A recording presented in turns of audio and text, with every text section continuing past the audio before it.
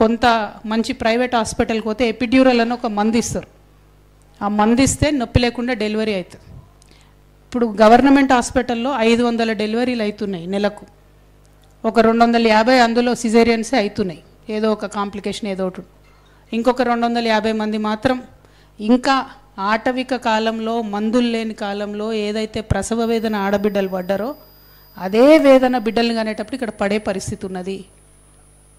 దయచేసి మనం ఒక పాలసీ చేంజ్ చేసుకుందాం. I'm requesting the government.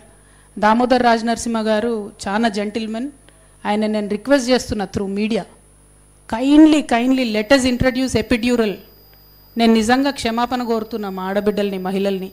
నేను బీఆర్ఎస్ గవర్నమెంట్లో ఉన్న 10 ఏళ్లలో గవర్నమెంట్ హాస్పిటల్లో ఎపిడ్యూరల్ పెట్టాలన్న ఆలోచన నాకు రాకపోవడం నిజంగా 100% నా రాంగే. నేను నిజామాబాద్ హాస్పిటల్లో అటెండెంట్స్కి ఫుడ్ పెట్టించే వాళ్ళం రోజు. ఖచ్చితంగా ప్రతి పర్యటనలో హాస్పిటల్కి వెళ్ళి చూసేదాన్ని. కానీ ఈ విషయం నేను స్కిప్ అయినా. ఖచ్చితంగా దయచేసి ఇది పెట్టుకోవాలి. ఆ ప్రసవ వేదన అది భరించలేని వేదన పునర్జన్మలాగా ఉంటుంది, మరొక మరణంలాగా ఉంటుంది. కాబట్టి ఎట్ ఎనీ కాస్ట్ దయచేసి ఎపిడ్యూరల్ ఇంట్రడ్యూస్ చేసుకుందామని చెప్పి నేను దామోదర్ రాజనరసింహ గారిని రిక్వెస్ట్ చేస్తూ ఉన్న పత్రికా ముఖంగా. నేను వారికి పర్సనల్గా కూడా లెటర్ రాసి కూడా రిక్వెస్ట్ చేస్తా. ఇది ఒక మంచి రెవల్యూషనరీ చేంజ్ అవుతుంది. చాలా మంది ఆడబిడ్డలకు ఆ నొప్పి అనేది లేకుండా పోతుంది. గమ్మత్ ఏంటంటే మేము హాస్పిటల్కి పోతామని నిన్న ప్రకటిస్తే జిల్లా మంత్రి గారు ఇవాళ జిల్లాలోనే ఉన్నారట. ఆయన ఆగమేఘాల మీద నేను కూడా మధ్యాహ్నం హాస్పిటల్కి పోతా అన్నారట. అరే, జాగృతోళ్ళు వచ్చి జనం బాట బట్టి మేము హాస్పిటల్ పోయే వరకు జిల్లా మంత్రి గారికి హాస్పిటల్ పోవాలనిపించకపోవడం అన్నది విచిత్రం.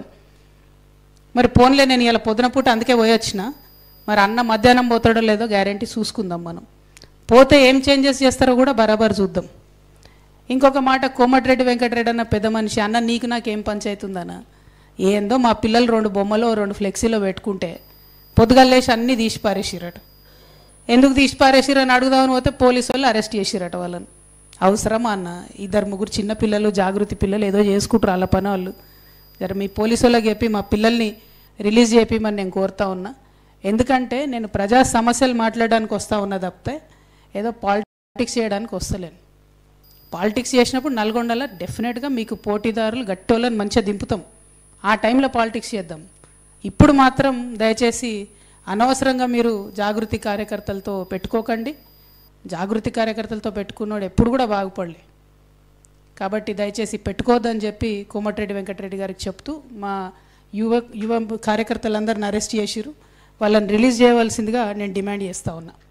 ఇక ఇంకొక విషయం, నల్గొండ జిల్లాలో ప్యాడీ దాదాపు ఈసారి estimation 13.44 lakh metric tons, 13,44,000 metric టన్నుల ధాన్యం మన నల్గొండలో ఉత్పత్తి అవుతుందని అనుకుంటున్నారు.